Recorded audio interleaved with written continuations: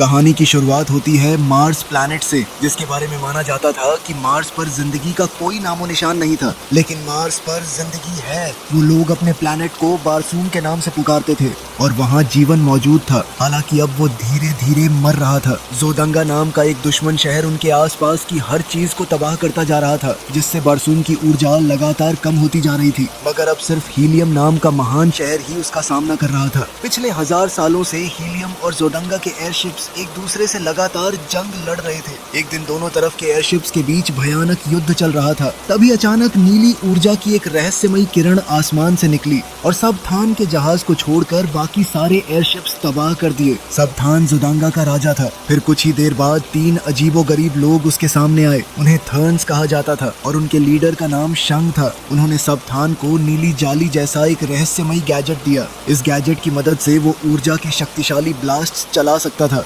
लेकिन जब सबथान ने उस शक्ति से थर्न्स पर हमला करने की कोशिश की तो वो खुद पीछे जाकर जमीन पर जा गिरा। फिर थर्न्स ने बताया कि उन्हें गॉडेस ने भेजा था और गॉडेस ने सबथान को उसकी जंग में मदद करने का फैसला किया था। फिर शांग ने उसे अपनी नई शक्ति आजमाने को कहा। अगले ही पल सबथान ने दुश्मन के एयरशिप्स पर ऊर्जा के धमाके बरसाने शुरू कर दिए और कुछ ही पलों में उसने पूरी लड़ाई जीत ली। वहीं दूसरी तरफ साल 1881 में धरती पर जॉन न्यूयॉर्क की सड़कों पर चल रहा था। तभी अचानक उसने महसूस किया कि एक रहस्यमयी आदमी उसका पीछा कर रहा था। जॉन ने उसे चकमा देने की पूरी कोशिश की और अलग अलग रास्तों से निकलने लगा। उसके बाद वो एक दुकान पर रुक गया और एक टेलीग्राम भेजा। उसने एक्सप्रेस सर्विस चुनी क्योंकि मामला बहुत जरूरी था। कुछ समय बाद उसका भतीजा नेड वो टेलीग्राम पढ़ रहा था। उसके अंकल जॉन ने उसे तुरंत आकर उसकी मदद करने को कहा था। अब नेड बिना देर किए ट्रेन पकड़कर जॉन के घर पहुंच गया, मगर वहाँ उसकी मुलाकात एक वकील से हुई। वकील ने बताया कि जॉन की अचानक मौत हो चुकी थी और अपनी सारी संपत्ति उसने नेड के नाम कर दी थी। जॉन के शरीर को एक ऐसे क्रिप्ट के अंदर रखा गया था जिसे सिर्फ अंदर से ही खोला जा सकता था।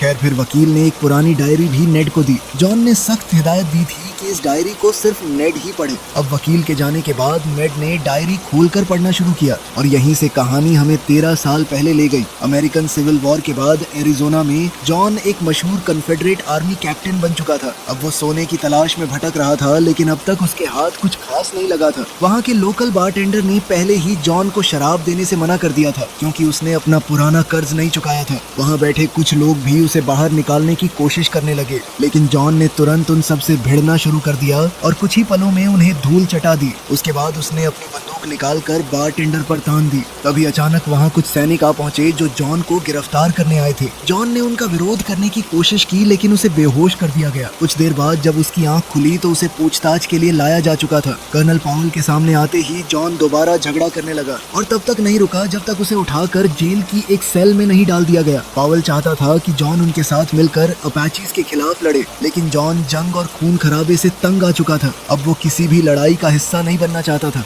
जवाब में पावल ने उसे एक बार फिर बेहोश कर दिया। बेहोशी के दौरान जॉन को अपने मरे हुए परिवार के सपने आने लगे। कई घंटों बाद जब उसकी आंख खुली तो उसने गार्ड का ध्यान खींचने के लिए सेल के अंदर ही पेशाब कर दिया। फिर जैसे ही गार्ड पास आया तो जॉन ने उसे बेहोश कर दिया और उसकी चाबियां चुरा ली।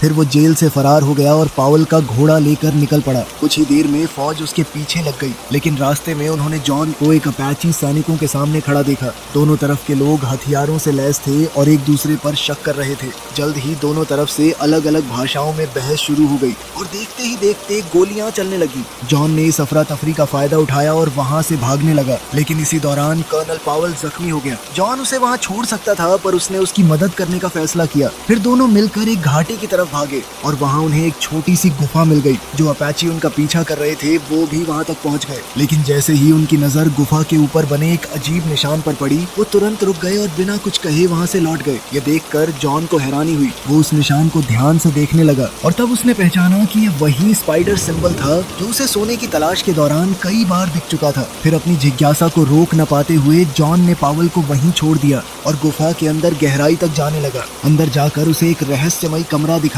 जहाँ दीवारों पर अजीब निशान बने हुए थे और उन पर सोने की परत चढ़ी हुई थी। लेकिन तभी अचानक उसके पीछे एक थर्न प्रकट हो गया। उसने बिना चेतावनी दिए जॉन पर हमला कर दिया और दोनों के बीच जबरदस्त हाथापाई शुरू हो गई। लेकिन कुछ ही पलों बाद जॉन ने अपनी बंदूक निकाली और थर्न को गोली मार दी। तब उसकी नजर उस आदमी के हाथ में पकड़े एक चमकते हुए पेंडेंट पर पड़ी। मरने से पहले थर्न ने कुछ रहस्यमयी शब्द फुसफुसाए। तब जॉन ने अनजाने में वही शब्द दोहरा दिए और पेंडेंट को छू लिया। अगले ही पल कुछ ऐसा हुआ जिसकी उसने उसने कभी कल्पना भी नहीं की थी। वो अचानक गुफा से गायब हो गया और जब उसने दोबारा आंखें खोली तो उसने खुद को एक अजीब और अनजान रेगिस्तान के बीच खड़ा पाया। उसने उठकर चलने की कोशिश की लेकिन हर कदम उठाना उसके लिए बेहद मुश्किल हो गया था और खड़े होने के लिए भी उसे कई बार कोशिश करनी पड़ी। जॉन के लिए ये देखना बेहद हैरान कर देने वाला था कि उसकी चाल लगभग हवा में तैरने जैसी लग रही थी। गुस्से में आकर उसने पेंडेंट दूर फेंक दिया और हैरानी की बात ये थी कि उसके बाद वो ठीक से चलने लगा। जल्द ही उसने महसूस किया कि अब वो छलांग लगाकर पहले से कई गुना ज्यादा दूर तक जा रहा था। जॉन को अभी इसका अंदाजा नहीं था लेकिन वो मार्स यानी बारसूम पर आ गया था और वहाँ की कम ग्रेविटी की वजह से वो ये सब कर पा रहा था। कुछ देर बाद जॉन एक पहाड़ी की चोटी पर पहुंच गया। वहाँ उसने अंडों का एक झुंड देखा जिनमें से हरे रंग के 6 बाजुओं वाले बच्चे जन्म ले रहे थे। तभी अचानक थार्क्स का एक झुंड वहाँ आ पहुंचा।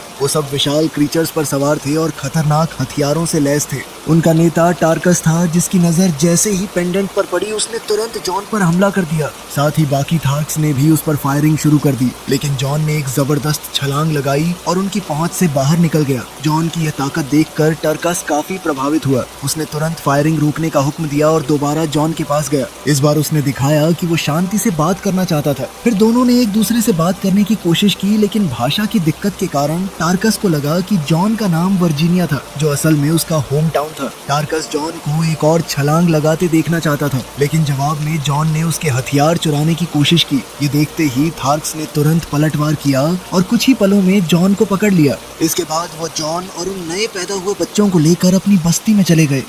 वहीं दूसरी तरफ हीलियम में राजकुमारी डेजा अपने नए आविष्कार के बारे में एक भाषण देने की तैयारी कर रही थी लेकिन तभी उसके पिता किंग टार्डोस और उनके मंत्री वहां आ पहुंचे। वो लोग जोदांगा के नए हमलों पर चर्चा कर रहे थे। ये हमले एक अजीब चमकते हुए हथियार की मदद से किए जा रहे थे मगर डेजा ने बीच में बोलते हुए बताया कि उसने एक ऐसा गैजेट बनाया था जो उस नीली ऊर्जा को इकट्ठा कर सकता था। वो उस ऊर्जा को 9th रे कहती थी। अपनी बात साबित करने के लिए उसने उस गैजेट का प्रदर्शन करना चाहा लेकिन काउंसिल के एक आदमी ने चुपके से उस मशीन को झटका देकर खराब कर दिया। नतीजा ये हुआ कि सबको लगा डेजा का आविष्कार फेल हो गया। इसके बाद टार्डोस ने मंत्रियों को वहां से भेज दिया। फिर उसने डेजा को बताया कि जंग रोकने का सिर्फ एक ही तरीका बचा था और वो था सबथान से शादी करना। ये सुनकर डेजा बेहद परेशान हो गई। उसने अपने पिता को समझाने की बहुत कोशिश की लेकिन टार्डोस ने उसकी एक न सुनी। उल्टा उसे अपने लोगों को शादी की तैयारियां शुरू करने का हुक्म दे दिया। खैर कुछ देर बाद बाहर वही मंत्री जिसने मशीन खराब की थी वो अपना असली रूप दिखाने लगा। वो असल में एक थर्न था और अपनी रूप बदलने की शक्तियों का इस्तेमाल करके हीलियम पर नजर रख रहा था। दूसरी तरफ जॉन थार्क्स की बस्ती को बहुत ध्यान से देख रहा था, खासकर तब जब उसने उन्हें उन नए पैदा हुए बच्चों को लेकर आपस में लड़ते देखा। फिर टरकास ने सबको हुक्म दिया कि 16 नाम की लड़की को एक बच्चा दे दिया जाए। उसी दौरान हाजुस ने जॉन को मारने की कोशिश की लेकिन टरकस ने तुरंत उसे धक्का देकर पीछे हटा दिया क्योंकि उसका कोई साथ देने वाला नहीं था। इसके बाद टरकस ने जॉन से दोबारा कूद कर दिखाने को कहा मगर जॉन ने फिर भी उसकी बात मानने से इनकार कर दिया। फिर उसे बच्चों के साथ एक गुफा में भेज दिया गया जहाँ उसे जंजीरों से बांध दिया गया। फिर रात को सोला उसे मिलने आई और उसे एक खास ड्रिंक पिलाया। उसका असर ये हुआ कि जॉन थार्क्स की भाषा समझने लगा मगर इसके तुरंत बाद वो बेहोश हो गया। जब जॉन की आंख खुली तो रात का समय था और उसके सामने वूला नाम का एक अजीब सा कुत्ते जैसा एलियन खड़ा था। पहले तो जॉन उसे देखकर घबरा गया लेकिन वूला कुछ ही देर में उसका दोस्त बन गया। फिर जॉन ने अपनी जंजीरों से छुटकारा पाने की कोशिश की और किसी तरह वहाँ से निकल गया लेकिन वूला उसके पीछे पीछे चलता रहा। जॉन जितनी भी दूर भागने की कोशिश करता वूला कुछ ही पल में उसके पास वापस आ जाता। अपना पेंडेंट ढूंढने की उम्मीद में जॉन कुछ आवाजों का पीछा करते हुए आगे बढ़ा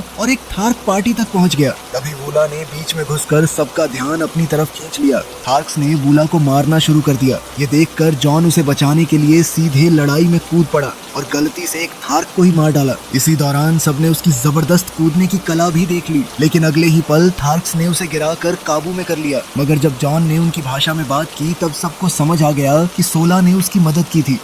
फिर अगली सुबह जॉन को एक पत्थर से बांध दिया गया और उसे मजबूरन देखना पड़ा कि सोला को उसकी गलती की सजा दी जा रही थी। उसके शरीर पर एक और निशान दाग दिया गया। टरकास ने सबके सामने ऐलान किया कि अगर सोला ने दोबारा ऐसी गलती की तो उसे मार दिया जाएगा क्योंकि उसकी त्वचा पर नए निशान के लिए जगह ही नहीं बची थी। थी। ये सब देखकर जॉन को अपने परिवार की याद आ गई और वो अपने पुराने रिश्तों के बारे में सोचने लगा। तभी अचानक थार्क्स ने आसमान में 2 बैटलशिप्स को लड़ते देखा। सब तुरंत सुरक्षित जगह की तरफ भागे ताकि दूर से उस जंग को देख सके। आसमान में सावधान अपनी शक्तियों का इस्तेमाल करते हुए दुश्मन के जहाज पर हमला कर रहा था और उस पर चढ़ गया था। दूसरी तरफ डेजा ने एक सिपाही का भेष बदल रखा था और जहाज को वहां से दूर ले जाने की कोशिश कर रही थी, लेकिन जहाज पर हमला हुआ और वो कंट्रोल खो बैठी। डेजा लगभग नीचे गिरने वाली थी और उसने मुश्किल से किनारे से लटक कर अपनी जान बचाई। जैसे ही जॉन ने उसे देखा, उसने उसे इंसान समझकर एक लंबी छलांग लगाई और उसकी जान बचा ली। जैसे ही दोनों जहाज जमीन पर आए तो जॉन ने डेजा से पीछे रहने को कहा ताकि वो लड़ सके,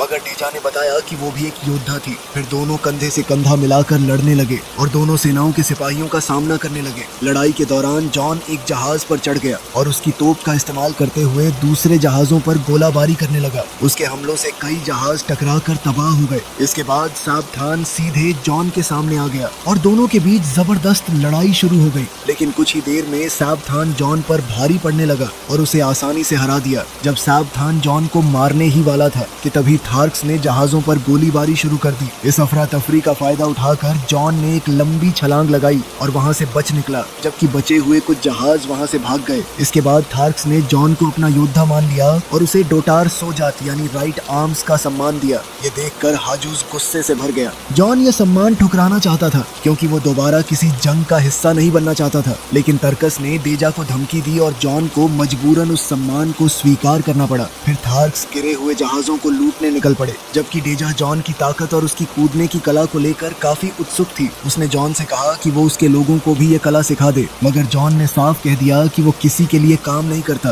खैर, फिर डेजा ने इस ग्रह पर समुद्रों की कमी का जिक्र किया। फिर दोनों एक दूसरे के साथ अपनी जानकारी साझा करने लगे और आखिरकार जॉन को समझ आ गया कि वो मार्स पर था। डेजा को उसकी बात पर पूरा यकीन नहीं हुआ। तब जॉन ने बताया कि उसे एक पेंडेंट की मदद से यहाँ लाया गया था। ये सुनते ही डेजा को शक हुआ कि शायद जॉन एक थर्न हो सकता था। जवाब ढूंढने के लिए डेजा जॉन को गॉडेस के मंदिर में ले गई। उसने 16 की चेतावनी को नजरअंदाज कर दिया जिसने कहा था कि उस जगह पर जाना मना था। फिर मंदिर के अंदर डेजा ने कुछ प्राचीन सिंबल्स को ध्यान से देखा जो एक गेट के बारे में बता रहे थे। उसने जॉन से वादा किया कि वो उसे उस गेट तक ले जाएगी ताकि वो धरती पर वापस लौट सके। जॉन ने डेजा की जान बचाई थी, उसके बदले में डेजा उसकी मदद करना चाहती थी, लेकिन तभी अचानक टर्कस और उसके लोग वहाँ पहुँच गए और नियम तोड़ने के जुर्म में उन्हें गिरफ्तार कर लिया। टर्कस जॉन पर बुरी तरह नाराज था क्योंकि उसकी वजह से 16 मुश्किल में पड़ गई थी और अब उसकी जान जा सकती थी। तब जॉन को पता चला कि 16 असल में टर्कस की बेटी है। ये बात सुनकर टर्कस ने उसे जोर से मारा और बताया कि थार्क्स के बीच अपने अपने बच्चों का कोई कंसेप्ट नहीं होता। इसके बाद वो तीनों को अपने टेंट में ले गया और सबके सामने ऐसा दिखाया जैसे उन्हें सजा देने वाला हो। लेकिन अंदर पहुंचते ही टर्कस ने जॉन को उसका पेंडेंट वापस दे दिया और उन्हें तुरंत भाग जाने को कहा।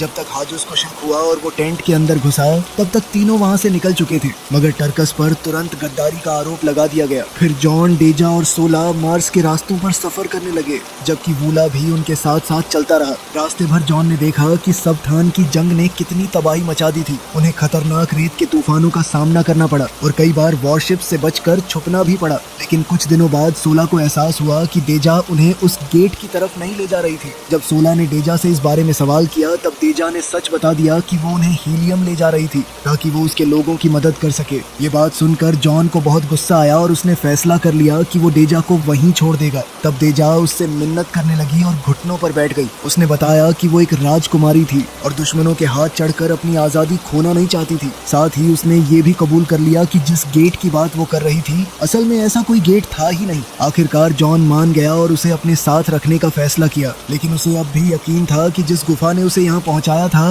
वो सच में मौजूद थी।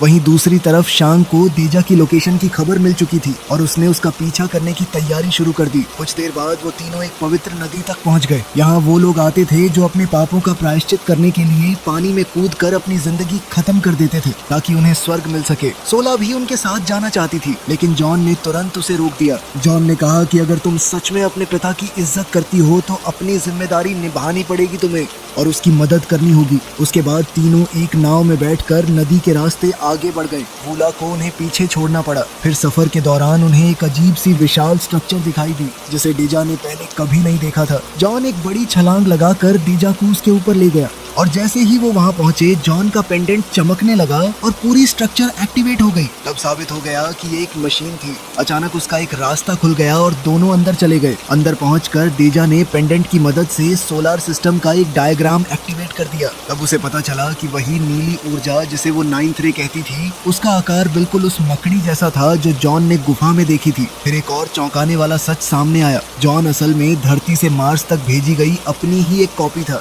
ये सब समझने के बाद डेजा को एहसास हुआ कि सैब थान को थर्न्स की मदद मिल रही थी और पहली बार उसने सच में मान लिया कि जॉन धरती से आया था। इस राज्य को और समझने के लिए डेजा को जॉन को हीलियम ले जाना जरूरी लगा। जॉन को मनाने के लिए उसने उसे किस कर दिया, लेकिन उस पल जॉन को अपनी मर चुकी पत्नी की याद आ गई। तभी अचानक थार्क्स की एक सेना वहाँ पहुँच गई। उनके बीच शांग भी था जो एक थार्क का रूप लेकर आया था। खतरा देखते ही जॉन ने डेजा को पकड़ा और दोनों एक लंबी छलांग लगाकर वापस अपनी नाव तक जा पहुंचे। फिर वो वूला से मिलने और वहाँ से बच निकलने के लिए नदी के रास्ते भागने लगे, लेकिन थार्क्स ने तुरंत उनका पीछा शुरू कर दिया। इसी दौरान जॉन को वो दर्दनाक दिन याद आ गया जब वो घर लौटा था और उसने अपना घर तबाह पाया था। उसका पूरा परिवार उससे छीन लिया गया था। अब वो किसी और अपने को खोना नहीं चाहता था, इसीलिए उसने डेजा से भाग जाने को कहा, जबकि वो खुद वूला के साथ मिलकर दुश्मनों का सामना करने के लिए वहीं रुक गया। इसके बाद एक भयानक जंग शुरू हो गई। अपने परिवार की मौत का दर्द और गुस्सा जॉन के अंदर फिर से जाग उठा था। इसी ताकत के साथ वो दुश्मनों पर टूट पड़ा और धीरे धीरे पूरी लड़ाई में भारी पड़ने लगा। वो एक के बाद एक कई योद्धाओं को हरा रहा था और मैदान में तबाही मचा दी थी। लेकिन तभी अचानक हीलियम का एक विशाल जहाज वहाँ पहुंचा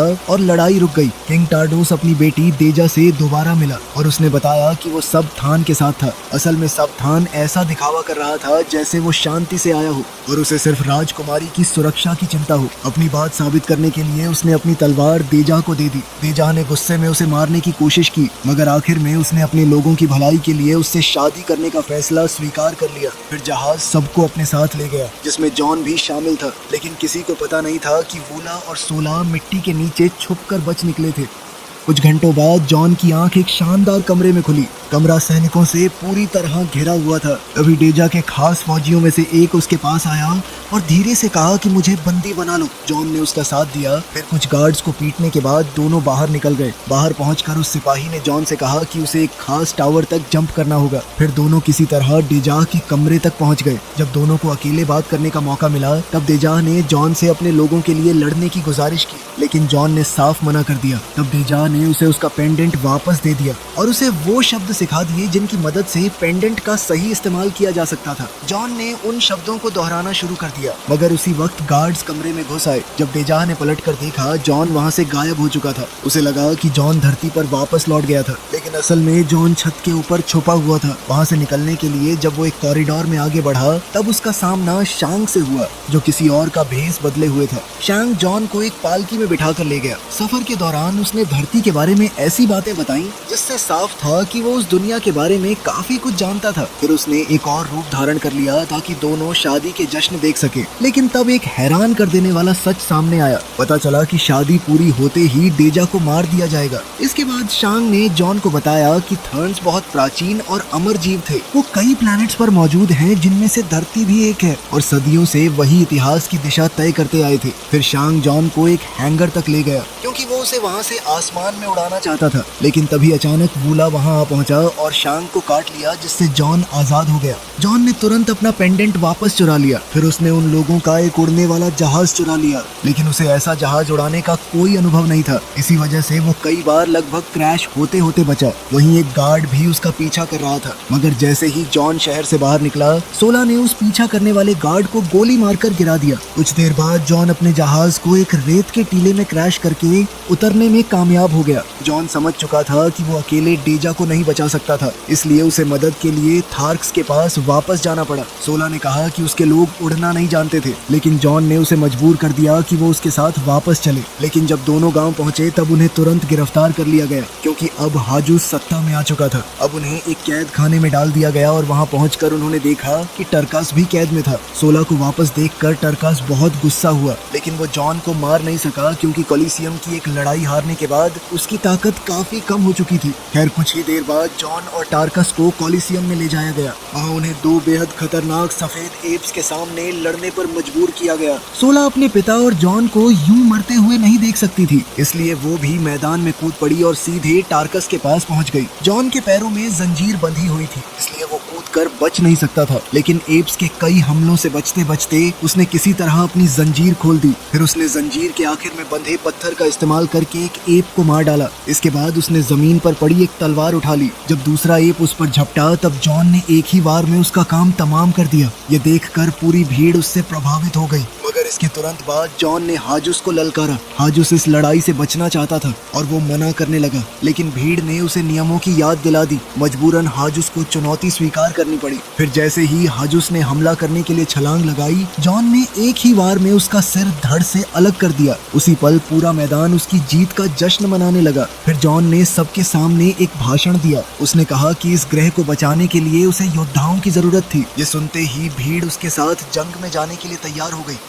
वहीं दूसरी तरफ डेजा की शादी की रस्में शुरू हो चुकी थी। जॉन थार्क्स को लेकर जोदांगा पहुंच गया, लेकिन वहां पहुंचकर पता चला कि पूरा शहर खाली था। असल में शादी हीलियम में हो रही थी। ये जानकर टार्कस ने गुस्से में जॉन को थप्पड़ मार दिया। उसने कहा कि अब वो लोग वक्त पर नहीं पहुंच सकते थे और थार्क्स उड़ भी नहीं सकते थे। खैर, निराश होकर जॉन अकेला ही एक लाइट फ्लायर लेकर निकल पड़ा। कुछ समय बाद वो सुरक्षित तरीके से हीलियम पहुंच गया। लाइट फ्लायर की वजह से सबको लगा कि वो भी वहीं का रहने वाला था। फिर जब डेजा सबथान की पत्नी बनने ही वाली थी, तभी जॉन खिड़की तोड़कर अंदर आ गया और शादी रोक दी। सबथान ने तुरंत अपनी सेना को बुलाने के लिए आदेश भेज दिया। फिर वो डेजा को घसीटते हुए वहां से भाग निकला। अगले ही पल हीलियम के सिपाहियों और जोदांगा की सेना के बीच भयानक जंग छिड़ गई। लड़ाई सड़कों पर भी हो रही थी और मंदिर के अंदर भी। इसी दौरान डेजा ने सबथान पर हमला किया और उसे मजबूर कर दिया कि वो उसे छोड़ दे। तभी एन वक्त पर जॉन ने आकर उसकी जान बचा ली। इसके बाद दोनों मिलकर जंग में उतर पड़े और जॉन का सामना सीधे सबथान से हुआ, जहां दोनों के बीच जबरदस्त हाथापाई शुरू हो गई।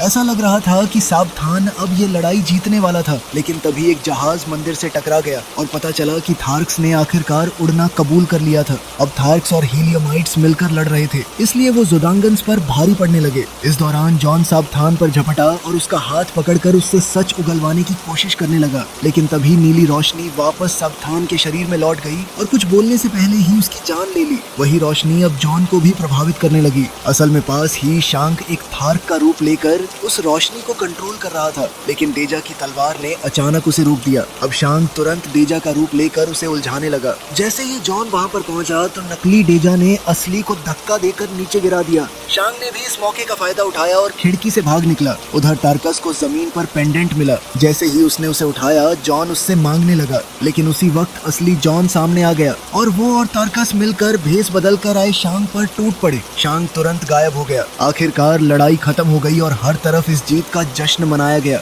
जब सब कुछ शादी के लिए तैयार ही था तो जॉन ने अपनी पुरानी वेडिंग रिंग उतार दी। फिर उसने डेजा से शादी करने की बात कही। डेजा ने खुशी से हाँ कर दी और पूरी भीड़ जश्न में डूब गई। फिर शादी की रात के बाद जॉन ताजी हवा लेने बालकनी में गया। वहाँ उसने पेंडेंट को दूर फेंक दिया और मान लिया कि अब वो मार्स का जॉन बन चुका था। तभी उसकी मुलाकात एक गार्ड से हुई, लेकिन वो गार्ड असल में शांग निकला। शांग ने तुरंत जॉन को छुआ और उसे वापस धरती पर भेज दिया। अचानक जॉन की आंख उसी गुफा में खुली जहाँ से सब शुरू हुआ था। कई साल बीत चुके थे और पावल कब का मर चुका था। तब जॉन ने चट्टान पर बने मकड़ी के निशान के शब्दों को दोबारा बोलने की कोशिश की, लेकिन इस बार कुछ भी नहीं हुआ। इधर प्रेजेंट में नेड ने पूरी डायरी पढ़कर खत्म कर दी। कई सालों तक जॉन एक नए पेंडेंट की तलाश करता रहा जो उसे दोबारा मार्स ले जा सके। बहुत मेहनत के बाद उसे ऑकनीज में एक सुराग मिला, लेकिन वो जानता था कि थर्न्स अब भी उसका पीछा कर रहे थे और अलग अलग रूप बदलकर उस पर नजर रखे हुए थे। तभी जॉन ने एक खास योजना बनाई। उसने बीमार होने का नाटक किया और एक खास जहर की मदद से अपने शरीर को बिल्कुल मरा हुआ दिखाया ताकि लोग उसके शरीर को क्रिप्ट में रख दें। उसने कुछ खास निर्देश भी छोड़ दिए थे जिनका सच सिर्फ नेड को पता चल सकता था। ये सब जानकर नेड हैरान और परेशान हो गया। वो तुरंत क्रिप्ट की तरफ दौड़ा। फिर उसने टेलीग्राम में दिए गए कीवर्ड्स का इस्तेमाल करके क्रिप्ट को दोबारा खोला, लेकिन अंदर देखकर उसके होश उड़ गए। क्रिप्ट पूरी तरह खाली थी। उसी पल एक थर्न उसके पीछे आ खड़ा हुआ, लेकिन उसके हमला करने से पहले ही गोली चलने की आवाज गूंजी और थर्न वहीं ढेर हो गया। तब जॉन अपनी छुपने की जगह से बाहर निकला। उसने नेड को बताया कि उसने नेड के बहाने थर्न को चकमा दिया ताकि थर्न को बाहर निकाला जा सके, लेकिन बाकी पूरी योजना पहले जैसी ही थी। जॉन ने मरे हुए थर्न से पेंडेंट उठाया। फिर उसने नेड से कहा कि वो उसके असली शरीर की हिफाजत करे। इसके बाद जॉन क्रिप्ट के अंदर चला गया और फिर क्रिप्ट को हमेशा के लिए बंद कर दिया गया। आखिर में जॉन ने वो खास शब्द बोले और इसी जिसके साथ वो दोबारा मार्स लौट गया। यही कहानी खत्म होती है। वीडियो पसंद आई तो लाइक कर देना।